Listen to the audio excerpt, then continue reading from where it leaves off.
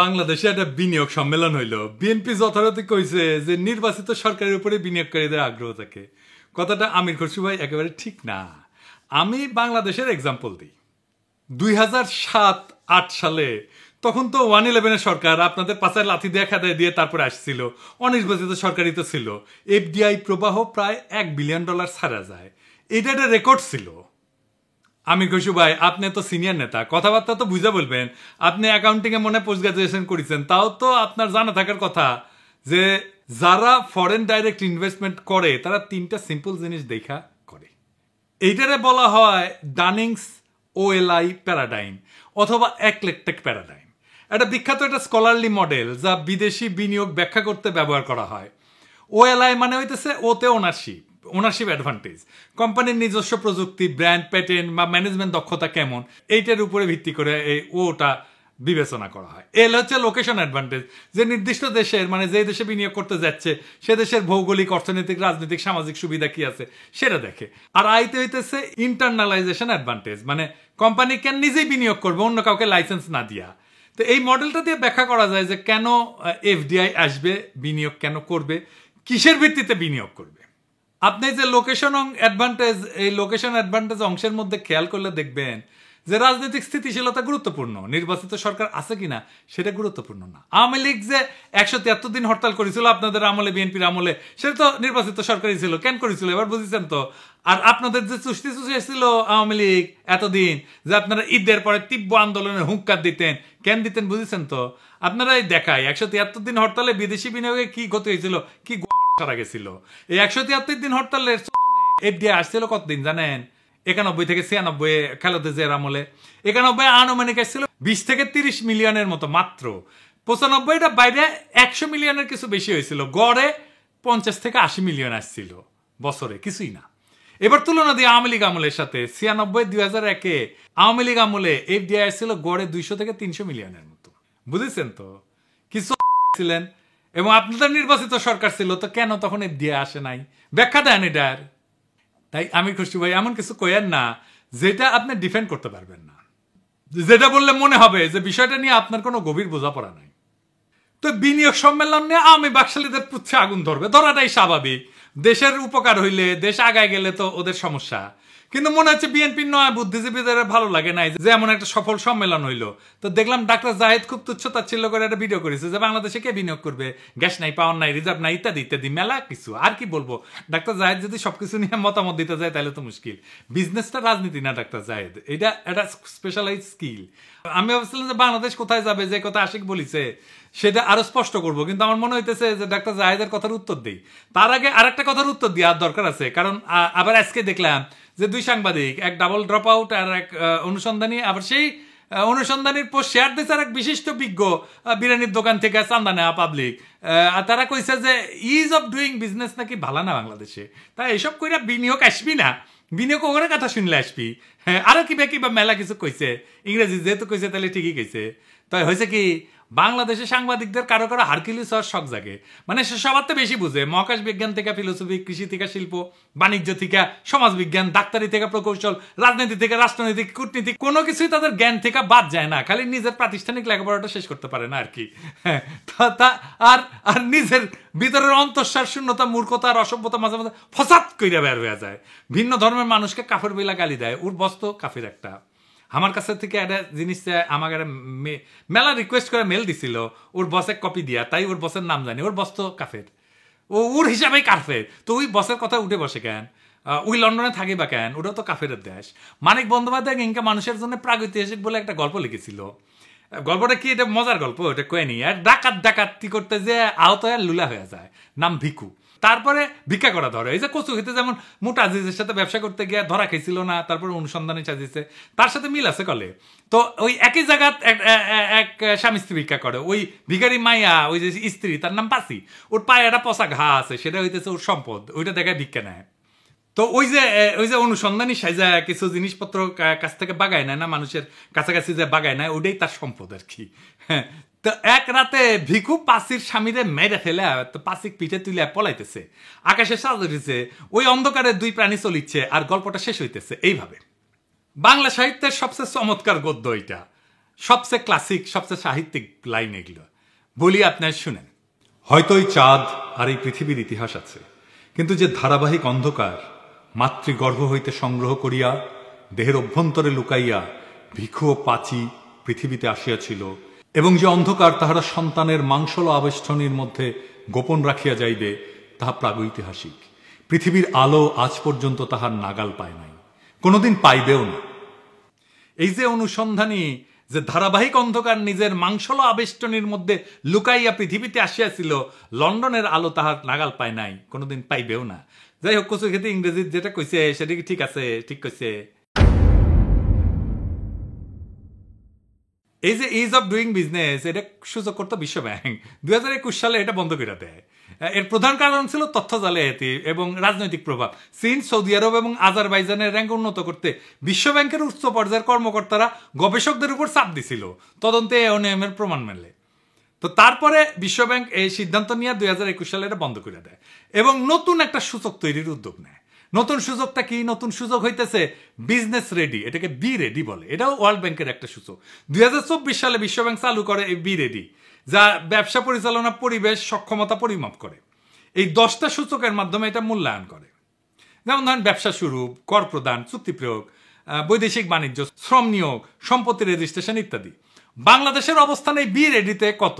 বিশ্ব ব্যাংকের নতুন বি রেডি সূচকে বাংলাদেশ 50টা দেশের মধ্যে 29তম। উইজারে দেখাইছে 5 বছরে পুরানা। হ্যাঁ, 2020 সালে বাংলাদেশের অবস্থান ছিল 190টা দেশের মধ্যে 168তম। তো 50টা দেশের মধ্যে 29তম। এটা ভালো হয়েছে না খারাপ হয়েছে? ভালো হয়েছে, অনেক ভালো হয়েছে না? তো গুগল কইরা আর বুদ্ধিজীবিতা কত? বাংলাদেশে বিনিয়োগ আসবে, বিপুল বিনিয়োগ আসবে, কারণ বিনিয়োগ ডেস্টিনেশন হিসেবে বাংলাদেশের অনেক অ্যাডভান্টেজ আছে। আগামী 5 বছরে এই দেশে আপনি চিনতে পারবেন না। আমি একটা এক্সাম্পল দিই। আপনারা জানেন আমি মার্কেটিং এর লোক, আমি মার্কেট অ্যাক্সেসের লোক না। কোম্পানি নতুন কোন মার্কেটে কাজ শুরু করবে সেটা যারা সিদ্ধান্ত নেয়, এটা হইতেছে মার্কেট অ্যাক্সেসের লোক। আমার কোম্পানিগুলো বাংলাদেশে আসছে, মানে আমি যার জন্য কাজ করি, আমি যেটি চাকরি করি, আমার কোম্পানিগুলো কি কি জানেন তো? আমি যেটা গ্লোবাল মেডিকেল রিলেশনসে কাজ করি, অনেকে ভাবে আমি কসমেটিক্স নিয়ে কাজ করি। আমি কাজ করি ভিসি ল্যাবরেটরিজ, সেরাবে, স্কিনসিউটিক্যালস, লারোসপোজে আর স্কিন বেটার সায়েন্স নিয়ে। এই 5টা কোম্পানি আসছে, 5টা বাংলাদেশে। কত চাকরি হবে চিন্তা করেন। আমার এই টিমে রাখিছে যারা কাজ করছে এটা নিয়ে। তো এই মার্কেট অ্যাক্সেস নিয়ে পড়াশোনা করার লাগিচ্ছে, পুরে পুরে বোঝা লাগিচ্ছে এই জিনিসটা কি। তো আর বাংলাদেশ কেন একটা অ্যাট্রাক্টিভ ডেস্টিনেশন তা বুঝতে পারছি। প্রথমে বলে নি, সব শিল্পে, সব বিনিয়োগে কি এনার্জি বা বিদ্যুতের প্রয়োজন হয়, ডাক্তার জাহেদ? ইনফ্যাক্ট আগামী সম্পদ সৃষ্টি হবে এমন খাত থেকে যেখানে বিদ্যুতের প্রয়োজন বেশি নাই। এটা নিয়ে একটু পরে বিস্তারিত আলাপ করব, আলাপটা খুব ইন্টারেস্টিং হবে। আগে অন্য একটা জিনিস দেখে নিই, বাংলাদেশে কেন বিনিয়োগ করবে প্রতিবেশী দেশের তুলনায় একজন বিনিয়োগকারী? আপনি যদি বিনিয়োগকারী হইতেন তাইলে আপনি কি করতেন? আসেন এটা একটু বুঝে দেখি। বাংলাদেশে কর ছাড়ের দীর্ঘমেয়াদ আছে। বাংলাদেশে প্রায়োরিটি সেক্টর যেটা নবায়নযোগ্য শক্তি, আইসিটি, ফার্মাসিউটিক্যাল 10 বছর করমুক্ত সুবিধা পায়। ভারত পাকিস্তানে সর্বোচ্চ 3 থেকে 10 বছর সেক্টর ভেদে। 2 নম্বর, রপ্তানিতে উচ্চ নগদ প্রণোদনা আছে। সফটওয়্যার রপ্তানিতে 20% নগদ প্রণোদনা, ভারতে 0.5 থেকে 4.3%, পাকিস্তানের 1 থেকে 5%। এসিজেড যেটা, সেখানে 100% বিদেশি মালিকানা সম্ভব বাংলাদেশে, কোনো স্থানীয় পার্টনারের প্রয়োজন নাই। ভারতের নির্দিষ্ট সেক্টরে নিষেধাজ্ঞা আছে। নারী কেন্দ্রিক প্রণোদনা, 10% নারী কর্মী নিয়োগে 20% কর রেয়াত পাওয়া যায়। প্রতিবেশী দেশগুলোর মধ্যে বাংলাদেশই কেবল এই সুবিধা দেয়। গ্রিন এনার্জিতে বিশেষ সুবিধা, সোলার প্যানেল আমদানিতে 50% ভ্যাট ছাড়, নবায়নযোগ্য প্রকল্পে 10 বছর করমুক্ত। ভারত পাকিস্তানের ট্যাক্স হলিডে কম। আমরা তো জানি বন্ডেড ওয়্যার হাউসের সুবিধা আছে, রপ্তানিমুখী শিল্পের জন্য কাঁচামাল আমদানি শুল্কমুক্ত। ভারতে এটা আছে, কিন্তু খুবই জটিল প্রক্রিয়া। শ্রম খরচ সাশ্রয়ী, ন্যূনতম মজুরি বাংলাদেশে $120 মাসে, ভারতে $220 মাসে, পাকিস্তানে $150। এসিজেড এ করের হার, এসিজেড ভিত্তিক শিল্পে কর 10 থেকে 12%, ভারতে এটা 15 থেকে 18%, পাকিস্তানে এটা 20 থেকে 30%। ফার্মাসিউটিক্যালসে যে এপিআই উৎপাদনের প্রণোদনা 10 বছর করমুক্ত, ভারতে এটা সীমিত সুবিধা। আপনি বিনিয়োগকারী হলে কই বিনিয়োগ করতেন? ইন্ডিয়ায়, পাকিস্তানে, না বাংলাদেশে? বাংলাদেশের তরুণদের আমি তাই তৈরি হইতে বলি, বাংলাদেশে কাজ খুঁজতে আসবে ইউরোপ থেকে। বাংলাদেশে এই জন্যই থামাইতে চায় ইন্ডিয়া, এই জন্যই প্রফেসর ইউনূসের সরাইতে চায় তাড়াতাড়ি আমাদের বিজ্ঞজনেরা, আমাদের পলিটিশিয়ানরা। বুঝছাও, 2025 থেকে 2041 পুরা বদলে যাবে বাংলাদেশ। কেমনে বদলাবে সেটা বলতেছি। এটা শুরুটা করে দিয়ে যেতে হবে প্রফেসর ইউনূসকে, এটা ফাউন্ডেশন করে দিয়ে যেতে হবে। জিয়ার আমলে বাংলাদেশ কেন সমৃদ্ধি অর্জন করেছিল জানেন? জিয়া নিজে সৎ ছিলেন। প্রধান নেতা সৎ থাকলেই বাংলাদেশের জন্য একটা বড় নিয়ামত। বাংলাদেশের এলিটদের লুটপাট যদি বন্ধ হয় তাহলে দেশ আগায় যাবে। প্রধান নেতা সৎ হইলে লুটপাট বন্ধ হয়। দুনিয়াতে বাণিজ্য হয় সম্পদ সৃষ্টির জন্য। যে দেশের সম্পদ যত বেশি সে দেশ তত বেশি অর্থনৈতিকভাবে মজবুত। এই পৃথিবীর সম্পদ তৈরি এখন স্টিল বা সিমেন্টের উপর দাঁড়ায় তৈরি হয় না, ডেটা বা আইডিয়ার উপর দাঁড়ায় তৈরি হয়। 2025 থেকে 2041 এই সময়টা বাংলাদেশের জন্য ট্রানজিশনের যুগ। আমাদের এই সময় বাংলাদেশকে পুরা বদলাই দিতে হবে। কিভাবে বদলাবো? আমরা ব্যবসা বাণিজ্যের গ্লোবাল ট্রেন্ডকে বুঝা সেই ঢেউয়ের উপরে উঠে বসবো। শুধু অনুসরণ করলে হবে না, ট্রেন্ড সেটার হইতে হবে। চলেন এক আলাদা লেন্সে দেখি কেমনে আমরা বাংলাদেশের ইকোনমিক চেহারা বদলাই দেব। ডাক্তার জাহেদের প্রশ্নের উত্তর এখানে পাবো। আলোচনাটা জটিল মনে হইতে পারে, অসুবিধা নেই, সেলসালায়া বুঝে যাবেন। গ্লোবাল ইকোনমির 67% এখন সেবা। কিন্তু সেবা শব্দটা একটু বোঝা মুশকিল। বাংলাদেশে আমি এটা বলি যে এক্সপিরিয়েন্স ইকোনমি। এক্সপিরিয়েন্স ইকোনমিতে আমরা খুব সহজে ঢুকে পড়তে পারবো। কিভাবে? প্রথমে ধরেন আমরা ডিজিটাল নমাড হাব করব। নামটা অদ্ভুত লাগতেছে, হ্যাঁ, আসেন এটা বুঝে দেখি ডিজিটাল নমাড হাব কি। ডিজিটাল নমাড হাব হইলে এমন একটা জায়গা, সেটা শহর হইতে পারে, গ্রাম হইতে পারে, নির্দিষ্ট স্থান হইতে পারে, যেখানে বিশ্বের বিভিন্ন দেশ থেকে আসা ডিজিটাল নমাডরা একসাথে কাজ করবে, বসবাস করবে। তো ডিজিটাল নমাড মানে কি? মানে হচ্ছে সেই সব মানুষ যারা ইন্টারনেটের মাধ্যমে অনলাইনে কাজ করে এবং এক জায়গা থেকে বিভিন্ন দেশে ঘুরে ঘুরে কাজ করে। আমাদের ফ্রিল্যান্সাররা শুধু অনলাইনে কাজ করে, কিন্তু এরা যদি বিভিন্ন জায়গায় ঘুরে ঘুরে কাজ করতো, বিভিন্ন দেশে ঘুরে ঘুরে কাজ করতো, তাহলে তারা হয়ে যেত ডিজিটাল নমাড। এরকম ডিজিটাল নমাড অনেক আছে। তো ডিজিটাল নমাড হাবের বৈশিষ্ট্য কি? এটা দ্রুত ইন্টারনেট থাকতে হয়, সহজে ভিসা বা স্টে পারমিট পাইতে হয়। অনেক দেশ ডিজিটাল নমাডদের জন্য স্পেশাল ভিসা অফার করে। কোয়ার্কিং স্পেস থাকতে হয়, যেখানে সবাই একসাথে বসে কাজ করতে পারে, কম খরচে থাকা খাওয়া, যাতে বিদেশি কর্মীরা স্বাচ্ছন্দ্যে থাকতে পারে, কমিউনিটি তৈরি করতে পারে, বিভিন্ন দেশ থেকে আসা মানুষের সাথে বন্ধুত্ব এবং যোগাযোগ হয়। আছে কি এরকম ডিজিটাল নমাড হাব? আছে। বালিতে আছে, ইন্দোনেশিয়ায়, চিয়াংমায়ে আছে, লিসবনে আছে, পর্তুগালে, বা তবিরিজিতে আছে, জার্জিয়া। এই সমস্ত জায়গা ডিজিটাল নমাড হাব হিসেবে পরিচিত। অনেক লোকজন যায় ওখানে। আমরা কোথায় ডিজিটাল নমাড হাব করতে পারি? সুন্দরবনে করতে পারি, কক্সবাজারে করতে পারি। কক্সবাজার শুধু সমুদ্র সৈকত না, আমরা স্মার্ট ওয়ার্ক স্টেশন রিসোর্ট করতে পারি, হাই স্পিড ইন্টারনেট করতে পারি, কোয়ার্কিং স্পেস দিতে পারি, ই ভিসা দিয়ে বাংলাদেশে বিশ্বের ফ্রিল্যান্সারদেরকে আকর্ষণ করতে পারি। আর কি করা যায় সার্ভিস সেক্টরে? হিউম্যান এআই কোলাবোরেশন করতে পারি। গার্মেন্টস শিল্পে এআই ডিজাইন টুলসের সাথে স্থানীয় কারিগরদের ক্রাফটম্যানশিপ জুড়ে দিয়ে বাংলাদেশি টেক্সটাইল প্যাটার্ন বিক্রি করতে পারি মার্কেট প্লেসে, ডিজিটাল মার্কেট প্লেসে। আর কি করতে পারি? কৃত্রিম বুদ্ধিমত্তার জন্য বা এই আর্টিফিশিয়াল ইন্টেলিজেন্সের জন্য artificial intelligence ethical training data তৈরি করতে পারি। এটা আবার কি? কৃত্রিম বুদ্ধিমত্তার জন্য এআই ট্রেনিং ডেটা লাগে, এথিক্যাল ট্রেনিং ডেটা। কারণ এআই যেভাবে শেখে তার ভিত্তি হইল ট্রেনিং ডেটা। স্কুলে পড়ার মতো বা কলেজে পড়ার মতো।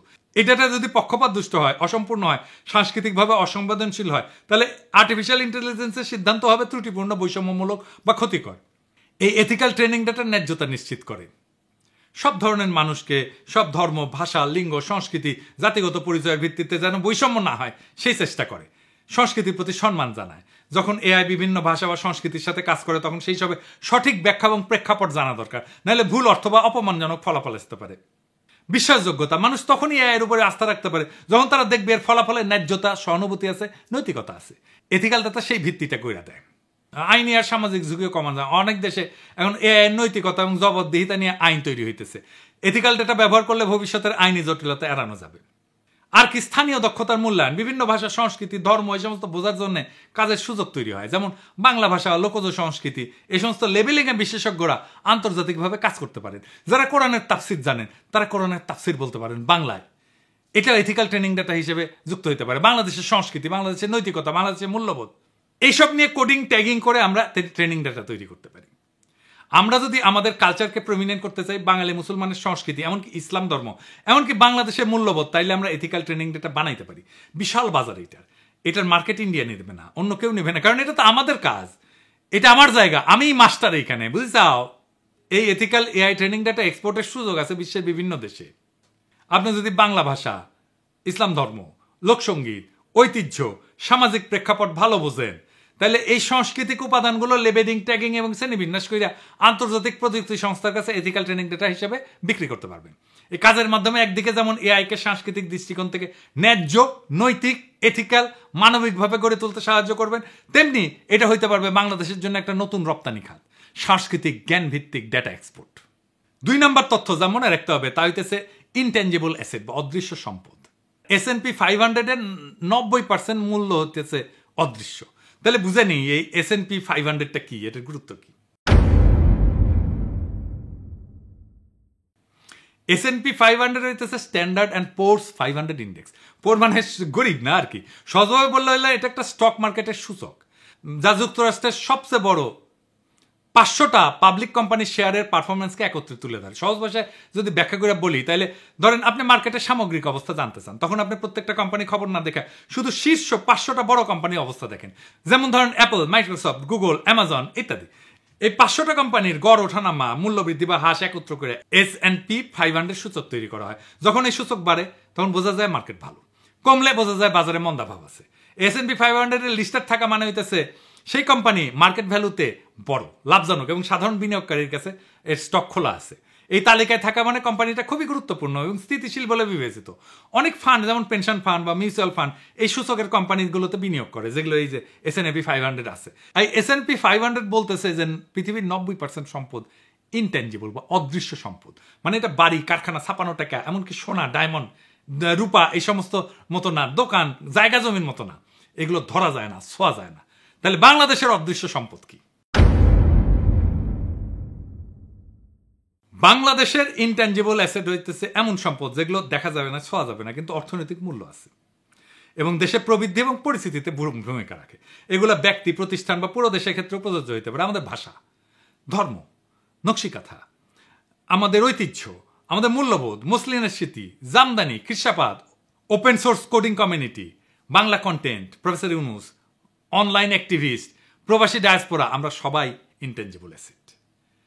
আমরা ডিজিটাল হেরিটেজ লাইব্রেরি করতে পারি, 3D স্ক্যানিং করে প্রত্নতত্ত্ব, ঐতিহ্যবাহী পোশাক ডিজিটালাইজেশন করতে পারি, NFT আর্ট মার্কেট করতে পারি। এই NFTটা চাইলে কি এটা কিভাবে কাজ করবে? NFT মানে হইতেছে নন ফাঞ্জিবল টোকেন। এইটার আর্ট তৈরি করা একটা দুর্দান্ত উপায় দেশের সংস্কৃতি, ঐতিহ্য, ব্র্যান্ড ভ্যালু বিশ্ববাজারে তুলে ধরা। এটা শুধু অর্থ উপার্জনের জন্য না, বরং জাতীয় পরিচয়কে গ্লোবাল করার একটা স্মার্ট মাধ্যম। আর একটু বিস্তারিত বুঝে দেখি। প্রথমে NFT আর্ট মানে কি? NFT আর্ট হলো ডিজিটাল আর্টের একটা ইউনিক কপি যা ব্লকচেনে নিবন্ধিত থাকে, যেমন digital painting, video clip, music, কবিতা, এমনকি GIF, যেটা। বাংলাদেশের ইনট্যাঞ্জিবল অ্যাসেট দিয়ে NFT মানে কি কি বানাইতে পারি? সংস্কৃতি, লোক কাহিনী থেকে অনুপ্রাণিত ডিজিটাল আর্ট বানাইতে পারি। জামদানি বা নকশিকাতা ডিজাইন আধুনিক রঙে রিইমাজিন করে আমরা বানাইতে পারি। পয়লা বৈশাখের শোভাযাত্রা, 21শে ফেব্রুয়ারি, 24-এর বর্ষা বিপ্লব, এই বিপ্লবের গ্রাফিতি, ভিডিও ক্লিপ, বৈশাখী মেলা, এসব থিমে NFT প্রিন্টিং করতে পারি, অ্যানিমেশন করতে পারি। লোক কাহিনী, পুরাণ, নকশিকাতার মাত, বেহুলা লক্ষিন্দর নিয়ে ডিজিটাল ইলাস্ট্রেশন করতে পারি। ঐতিহাসিক মুহূর্ত বা ব্যক্তি, বর্ষা বিপ্লবের অ্যানিমেটেড ক্লিপ, অডিও আর্ট, বর্ষা বিপ্লবের পোস্টার ডিজাইন NFT করতে পারি। খিরসাপাতাম, জামদানি, শীতলপাটি এসব নিয়ে NFT অ্যানিমেশন করতে পারি। মেড ইন বাংলাদেশ ট্যাগ নিয়ে গার্মেন্টস শ্রমিকের গল্প বলতে পারি, সেটাকে NFT করতে পারি। সাউন্ড এবং মিউজিক NFT করতে পারি, যেমন ধরেন পল্লী গীতি, ভাওয়া, নজরুল গীতি, বর্ষা বিপ্লবের র্যাপ, এগুলো রিমিক্স বা ফিউশন ভার্সন NFT হিসেবে প্রকাশ করতে পারি। দোতারা বা একতারা, যেগুলো আমাদের নিজেদের যন্ত্র, সেই বাদ্যযন্ত্রদের পরিবেশনা করতে পারি, NFT আর্ট তৈরি করতে পারি। এটা কেমনে বিক্রি করতে হয়, এটা তৈরি করতে হয় কেমনে, এটা একটু বুঝাই কই। মির্জা আব্বাসকে একটু কইয়া দিয়েন, চান্দা তোলা ছাড়াও আগামীর দুনিয়ায় উপার্জনের অনেক উপায় আছে। উনি তো চান্দা তোলা ছাড়া কিছু জানেন না, শিখা রাখুক। প্রথম ধাপে আইডিয়া এবং ডিজাইন, যেমন লোকশিল্প, ইতিহাস, কবিতা বা সাউন্ড ক্লিপ থেকে অনুপ্রাণিত হয়ে ডিজাইন তৈরি করতে হবে। এখানে ডিজিটাল আর্টিস্ট বা AI ইমেজ জেনারেটর ব্যবহার করতে পারেন। 2 নাম্বার, ব্লকচেনে এটা মিন্ট করতে হয়, মিন্টিং বলে। মানে একটা NFT মার্কেট প্লেস, যেমন ধরেন OpenSea, এখানে একটা অ্যাকাউন্ট খুলতে হবে, তারপর আপনার ডিজিটাল ফাইল আপলোড করতে হবে, কইরা ব্লকচেনে রেজিস্টার করতে হবে, এটাই বলে মিন্টিং। 3 নাম্বার ধাপ হচ্ছে বিক্রির জন্য তালিকাভুক্ত করতে হবে, মূল্য ঠিক করতে হবে। আপনি এটা রয়্যালটি সহকারে বিক্রি করলে কত নেবেন, বিডিং করলে কত, এগুলো ঠিক করলেন। আপনার NFTকে কিভাবে বাংলাদেশকে রিপ্রেজেন্ট করে তা গল্পের মাধ্যমে বলেন। 4 নাম্বার হচ্ছে প্রমোশন, সোশ্যাল মিডিয়াতে তুলে ধরেন। প্রবাসী বাংলাদেশিদের কাছে এবং NFT কালেক্টর আছে, তাদেরকে টার্গেট করে আপনি মার্কেটিং করেন। আমরা মুসলিম নিয়ে দারুণ কাজ করতে পারি। কিভাবে আসেন একটু বুঝে দেখি। প্রাচীন ঢাকায় মুসলিমের হারানো কৌশল ন্যানো টেকনোলজি দিয়ে পুনরুদ্ধার করে একে বিশ্বের লাক্সারি ফ্যাশন মার্কেটে ফিরে আনার প্রকল্প নিতে পারি।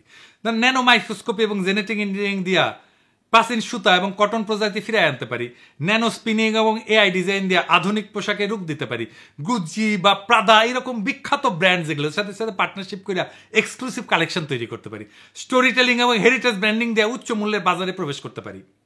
বিশ্ববাজারে মেড ইন বাংলাদেশের মর্যাদা বৃদ্ধি পাবে, তাইলে বাংলাদেশে কারিগর এবং কৃষকের জন্য নতুন কর্মসংস্থান হবে, বছরে বিলিয়ন বিলিয়ন ডলার আমরা এটা রপ্তানি করতে পারবো। এক কথায় মসলিনের ইতিহাসকে ভবিষ্যতের প্রযুক্তিতে গাইথা বিলিয়ন ডলারের ইন্ডাস্ট্রি করতে পারি আমরা এখান থেকে। 3 নাম্বার তথ্য মনে রাখতে হবে, তা হইতেছে ক্রস ইন্ডাস্ট্রি ইকোসিস্টেম। সেটা আবার কি তথ্য মনে রাখতে হবে? সেটা হইতেছে 30% গ্লোবাল রেভিনিউ এই ক্রস ইন্ডাস্ট্রি থেকে আসে। কিরকম? যেমন ধরেন টেলিমেডিসিন, এটা ক্রস ইন্ডাস্ট্রি ইকোসিস্টেম। মেডিসিনের সাথে আইটি একসাথে মিলে টেলিমেডিসিন। এইরকম কি কি হইতে পারে আর দেখি আসেন। বাংলাদেশে কৃষি এবং টেকনোলজিকে জোরে লাগায় ভার্চুয়াল ফার্মিং করতে পারি। বাংলাদেশে গ্রামের কৃষকেরা মেটাভার্সে তাদের জমির ডিজাইন টুইন বানাবে। আইওটি সেন্সর দিয়া রিয়েল টাইম ডেটা দেখা বিদেশি ইনভেস্টররা এই ফসল কিনতে পারবে। তারপরে স্মার্ট ফিশারিজ ব্লকচেন করতে পারি, ইলিশের সাপ্লাই চেন ট্র্যাক করতে ব্লকচেন ব্যবহার করতে পারি।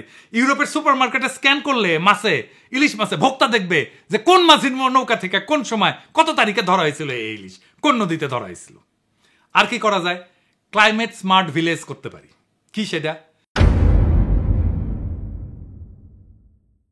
ধরুন সুন্দরবন সংলগ্ন গ্রামগুলোকে কার্বন নিউট্রাল ট্যুরিজম জোন বানানো যায়। ট্রাভেলাররা যারা আসবে টোকেন কিনবে, গ্রিন টোকেন কিনবে, তারা কার্বন অফসেট করতে পারবে। এটা আবার কি? গ্রিন টোকেন কি? কার্বন অফসেট কি? কার্বন অফসেট টোকেন হইতেছে টুরিস্টরা যখন বাংলাদেশে ভ্রমণ করবে তাদের ফ্লাইট, গাড়ি, হোটেল ইত্যাদি থেকে নির্গত হয় নির্দিষ্ট পরিমাণ কার্বন ডাইঅক্সাইড। এই কার্বন ডাইঅক্সাইড নির্গত হওয়ার জন্যই পৃথিবীর উষ্ণতা বাড়ে। সেই জন্য যে ঝড়, ঝঞ্ঝাপ, জলোচ্ছ্বাস, বন্যা, দাবানল এগুলো তৈরি হয়, পৃথিবীর পরিবেশ নষ্ট হয়ে যায়। কার্বন নিঃসরণ কমাইতে পারলে এগুলো কমে যাবে। দেখেন না, বন্যা হইতেছে, গরম কত, এগুলো কমে যাবে, পৃথিবীর উষ্ণতা কমবে। এই কার্বন নিঃসরণকে পাপ হিসেবে দেখা হয় পশ্চিমে। আমাদের এই পশ্চিমের পাপ বোধকে কাজে লাগাইতে হবে। তারা বাংলাদেশে আসলে একটা গ্রিন টোকেন কিনবে, সে পাপকে মুছতে পারবে। মানে এটার অর্থ হইলো যে তারা এই গ্রিন টোকেনের যেটা দাম তার সমপরিমাণ অর্থ দিল, যা এমন একটা প্রজেক্টে দিল যে প্রজেক্ট যতখানি কার্বন সে উৎপন্ন করে আসছে সেই পরিমাণে কার্বন শোষণ বা হ্রাস করবে। সদ্বোধ। এই টোকেনের বিনিময়ে কি করতে পারে? টাকা দিয়ে আমরা সুন্দরবনে আশেপাশে গাছ লাগাতে পারি, কার্বন টানবে। সৌরবিদ্যুৎ বসাতে পারি, কার্বন টানবে। বায়ো টয়লেট তৈরি করতে পারি, ইকো ট্যুরিজম করতে পারি। প্রত্যেকটা টোকেন ট্র্যাকযোগ্য হবে ব্লকচেনের মাধ্যমে, মানে কেউ জালিয়াতি করতে পারবে না। তো ট্রাভেলারের লাভ কি? যে আসবে তার লাভ কি এই গ্রিন টোকেন কিনে? 1 নম্বর লাভ হইতেছে পরিবেশ বান্ধব পর্যটক হিসেবে আন্তর্জাতিক সার্টিফিকেট বা ব্যাচ পাবে। এটা কর্পোরেট সিএসআর বা ব্যক্তিগত সোশ্যাল প্রোফাইলে কাজে লাগবে। খুব দামি জিনিস এটা। পশ্চিমে অনেক দেশ কার্বন অফসেট টুরিস্টের জন্য ট্যাক্স বেনিফিট পাওয়া যায়, ইউরোপে তো পাওয়া যায়। ইকো ফ্রেন্ডলি ট্রাভেলার লেভেল দিয়ে তারা অন্যদের তুলনায় বেশি সম্মান সুযোগ পাবে, ডিসকাউন্ট পাবে, এক্সক্লুসিভ ট্যুর পাবে। বাংলাদেশের লাভ কি? বিদেশি টাকা ঢুকবে গ্রামীণ পরিবেশ প্রকল্পে, সরকারের কোনো খরচা ছাড়াই। স্থানীয় মানুষ গাছ লাগাবে, ইকো ট্যুর গাইডিং করবে, গ্রিন হোটেল ম্যানেজমেন্ট করবে, কাজ পাবে। সুন্দরবনে উপকূলীয় এলাকা জলবায়ু সহনশীল হবে, ক্লাইমেট রেজিলিয়েন্ট বলি আমরা, সেটা হয়ে উঠবে। আন্তর্জাতিক পর্যায়ে বাংলাদেশ গ্রিন ট্যুরিজম ব্র্যান্ডিং তৈরি হবে, যা আরও ট্যুরিস্ট এবং ইনভেস্টর টানবে। আর কি করা যায়? এডুকেশনের রেভলিউশন করা যায়, স্কিল স্টক এক্সচেঞ্জ করতে পারি। সেটা কি? শিক্ষাকে এখন আর শুধু সার্টিফিকেটের জন্য না, ভবিষ্যতের ইনভেস্টমেন্ট হিসেবে ভাবা দরকার। কেউ যদি নতুন স্কিল শিখে, যেমন ধরেন কোডিং শিখলো, ইংরেজি শিখলো, সেই স্কিলের ভিত্তিতে সে অর্থনৈতিক সুবিধা পাইতে পারে। যেমন ক্ষুদ্র ঋণ বা চাকরির সুযোগ। মাইক্রো লার্নিং অ্যাপ থাকবে, এখানে রিক্সা চালক, গৃহিণী, কৃষক সবার জন্য সহজ ভাষায় 5 মিনিটের ভিডিও লেসন থাকবে। বাস্তব ভিত্তিক স্কিল যেমন বেসিক কোডিং, দৈনন্দিন ইংরেজি, ডিজিটাল লেনদেন এসব শিখবে। প্রত্যেকটা কোর্স শেষে পাওয়া যাবে ডিজিটাল ব্যাচ, যা হবে স্কিলের প্রমাণ। এই ডিজিটাল ব্যাচ জমা দিয়া লোকজন ক্ষুদ্র ঋণ নিতে পারবে বা স্বল্প মেয়াদে কাজ নিতে পারবে। এটা স্কিল প্রোফাইল তৈরি হবে তার, যা ব্যাংক, এনজিওর কাছে একজন ব্যক্তির স্কিল ক্রেডিট হিস্ট্রি হিসেবে কাজ করবে। এইভাবে শিক্ষাকে আমরা ইনভেস্টমেন্ট হিসেবে ব্যবহার করতে পারি, যেখানে শেখা মানে শুধু জ্ঞান না, আয়ের পথ খুলে যাবে। আর কি করা যায়? গেমিফাইড ভোকেশনাল ট্রেনিং করা যায়। সেটা আবার কি? গার্মেন্টস কর্মীদের জন্য আধুনিক প্রশিক্ষণ পদ্ধতি। প্রথাগত ট্রেনিং তো একঘেয়ে, সময় সাপেক্ষ। তাই গার্মেন্টস কর্মীদের প্রশিক্ষণকে ইন্টারেক্টিভ গেমের মতো বানায় ফেলা যায়, যাতে শেখাটাই হয়ে যায় মজার এবং কার্যকর একটা জিনিস। কিভাবে করা যায়? ভার্চুয়াল রিয়েলিটি এর সাথে মোবাইল সাইমুলেশন এক করতে হবে। গার্মেন্টসের মেশিন, সেলাই, কাটিং, প্রেসিং এগুলো শেখানো হবে ভার্চুয়াল পরিবেশে। ভার্চুয়াল রিয়েলিটি হেডসেট দিয়ে সাধারণ মোবাইল অ্যাপে 360 ডিগ্রি ভার্চুয়াল ট্রেনিং করা সম্ভব। ব্যবহারকারীরা মনে করবে যে তারা বাস্তবে মেশিন চালাইতেছে, কাজ শিখতেছে। প্রত্যেকটা মডিউল শেষ করলে পয়েন্ট পাবে, লেভেল আপ হবে, ডিজিটাল ব্যাচ পাওয়া যাবে। সঠিক সময়ে কাজ করলে পারফেক্ট স্কোর, ভুল করলে ফিডব্যাক। বন্ধুবান্ধবদের সাথে স্কোর তুলনা করার সুযোগ থাকবে, ফলে প্রতিযোগিতা এবং আগ্রহ বাড়বে। রিওয়ার্ডস থাকবে এবং যেটা বাস্তব সংযোগ থাকবে। পয়েন্ট জমা হলে তার রূপান্তরিত হবে বাস্তব সুবিধায়, যেমন প্রশিক্ষণের সার্টিফিকেট, পদোন্নতির সুযোগ, কর্মদক্ষতার ভিত্তিতে বোনাস বা ইনসেন্টিভ। এটা কেন দরকার? ধরেন অনেক গার্মেন্টস কর্মী পড়ালেখায় দুর্বল, তাদের জন্য ছবি, ভিডিও, গেমিং সবচেয়ে কার্যকর মাধ্যম। এটাকে ট্রেনিং মনে হবে না, ক্লাস মনে হবে না, খেলা মনে হবে। এটা শেখায়, আগ্রহ বাড়াবে। আপনি সেফটি বলেন, প্রোডাক্টিভিটি বলেন, কোয়ালিটি বলেন, সবকিছুতে এটা দিয়ে উন্নয়ন করতে পারবেন। এর ফলে একটা ডিজিটাল স্কিল ফাইল তৈরি হবে প্রত্যেক শ্রমিকের জন্য। ভবিষ্যতে যে কোনো শিল্পে চাকরি পেতে এই ডিজিটাল স্কিল প্রোফাইল হবে তার পরিচয়পত্র। আর কি হইতে পারে? ডিজিটাল দ্বিতীয় প্রবাস। সেটা আবার কি? আমরা মেটাভার্স এমবেসি খুলব। আজকের দুনিয়া তো প্রবাস মানে শুধু মালয়েশিয়া, সৌদি আরব বা ইউরোপে যাওয়া না। এই ফিজিক্যাল বর্ডার এটা এখন ভার্চুয়াল। মানে আপনি যেখানে থাকেন ডিজিটাল স্পেসে আপনি পুরো বিশ্বের সাথে যুক্ত হইতে পারেন। এটাই হইতেছে দ্বিতীয় প্রবাস। একটা ভার্চুয়াল অভিবাসনের সুযোগ এনে দেয় কাজ, ব্যবসা, সংস্কৃতির এবং আন্তর্জাতিক পরিচিতির। আমরা মেটাভার্স এমবেসি খুলব, বা এটা হবে বাংলাদেশের ভার্চুয়াল দূতাবাস। কি হবে এতে? বাংলাদেশের ওই মেটাভার্স এমবেসিতে ডিজিটাল প্যাভিলিয়ন থাকবে। সেখানে থাকবে আমাদের ব্যবসা, সংস্কৃতি, স্টার্ট আপ এবং উৎসবের ভার্চুয়াল ঠিকানা। এখানে কালচারাল ইভেন্টস থাকবে, লাইভ এবং ভার্চুয়াল। আমাদের নববর্ষের ফেস্টিভ্যাল থাকবে, ঈদ থাকবে, জামদানি ফ্যাশন শো থাকবে, নকশিকাঁথা প্রদর্শনী হবে, লোকসঙ্গীত হবে, কনসার্ট হবে, নাটক হবে, নাচ গান সব ভার্চুয়াল মঞ্চে। ডিজিটাল শপ থাকবে, এক্সপোর্ট বুথ থাকবে, সেখানে জামদানি, হস্তশিল্প, হোম ডেকোরেশনের পণ্য, এনএফটি যা আগে বললাম এটার মার্কেট প্লেস থাকবে। প্রবাসীদের জন্য রেমিটেন্স ইনভেস্টমেন্ট গাইড থাকবে, বাংলা কোচিং থাকবে প্রবাসীদের ছেলেমেয়েদের জন্য, সব ভার্চুয়াল সহায়তায়। ভার্চুয়াল সেবা দান করবো। এখানে আমরা ই পাসপোর্ট অ্যাসিস্ট্যান্স দেবো, চাকরি সংক্রান্ত গাইডলাইন দেব, ভার্চুয়াল কনসালটেশন দেব। এখানে স্টার্ট আপ এবং ইনোভেশন জোন থাকবে। বিশ্বের যে কোনো জায়গা থেকে তরুণেরা বাংলাদেশি স্টার্ট আপ প্রজেক্টের যে পিস সেটা শুনতে পারবে, যে কেমন এই স্টার্ট আপে বিনিয়োগ করা যাবে কিনা। ফান্ডারদের সাথে নেটওয়ার্ক তৈরি করে দেবে। এর কারণ হচ্ছে যে বাংলাদেশি তরুণদের একটা বিশাল অংশ গ্লোবাল মার্কেটের সাথে যুক্ত হতে চায়, কিন্তু ইনফ্রাস্ট্রাকচার এবং এক্সপোজারের ঘাটতি আছে। ডিজিটাল দ্বিতীয় প্রবাস মনে হচ্ছে যে ঘরে বসে আন্তর্জাতিক পরিচয় এবং অংশগ্রহণ। বিশ্ব যেখানে আমাদের দোরগোড়ায় চলে আসছে, ওইখানে বাংলাদেশের দরজাটাও মেটাভার্সে খুলে দিতে হবে। এটাই হবে ভবিষ্যতে ডিজিটাল নেশন মডেলের প্রথম পদক্ষেপ। এই মাটির গায়ে ঘাম ঝরায়, এই আকাশের নিচে স্বপ্ন বুইনা, বিরচিত লড়াই কইরা, রাজপথে রক্ত দিয়া আমরা ছিনায় আনছি আর একটা স্বাধীনতা। আজ সময় আসছে শুধু বিপ্লবকে টিকায় রাখা না, বরং বিপ্লবের ঝলকে বিশ্বকে কাঁপায় তোলার।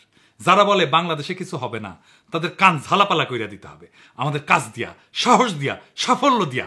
যারা বলে গ্যাস নাই, বিদ্যুৎ নাই, রাজনীতি অস্থির, তাদের বলতে হবে আমাদের বুদ্ধি আছে, সৃজনশীলতা আছে, আছে বুকের মধ্যে আগুন, অবিনাশী আগুন। আজ যদি সাহস করে আমরা ঝাঁপায় না পড়ি, কাল কেউ এসে আমাদের ভবিষ্যৎ গড়ে দেবে না। আজকেই সময় নিজেদের ভাগ্য নিজের লেখার, আজকেই সময় বাংলাদেশকে পাল্টায় দেওয়ার। আমরা সস্তা শ্রমিকের জাতি হিসাবে পরিচিত হব না, আমরা হব সৃজনশীলতার সৈনিক, প্রযুক্তির যোদ্ধা, অর্থনীতির স্থপতি। আমরা সেই জাতি যারা একদিন বলবে এই ডিজিটাল সিল্ক রোডের নতুন কাফেলা শুরু হয়েছিল কক্সবাজারের বালুতে পা রাইখা।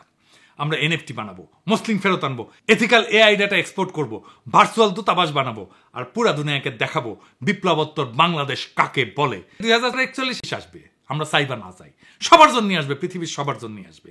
কিন্তু ইতিহাস লিখবে কেবল তারাই যারা এখন থেকে লড়াই শুরু করবে, প্রস্তুতি নেবে।